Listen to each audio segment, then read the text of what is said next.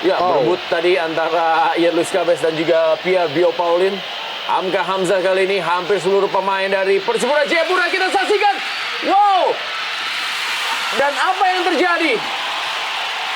Di menit terakhir, Titus Bonai membuat kedudukan sama kuat 2-2. Sebuah pertandingan yang benar-benar luar biasa di malam hari ini. Ya, kita lihat bagaimana juga mungkin melakukan reaksi untuk kembali memimpin. Kita masih nantikan. Namun kerja keras Persipura tetap harus kita acungi jempol. Kita iya. Betul, memang ini jelas situasi ataupun posisi yang onside dari Jarahan tadi yang menguasai bola. Kemudian sempat terblok oleh Nova, tapi follow up ataupun following rebound dari seorang Tibo praktis mudah sekali untuk bisa menjinakkan Cecep Supriyatna. Saya kira sebuah gol yang bersih.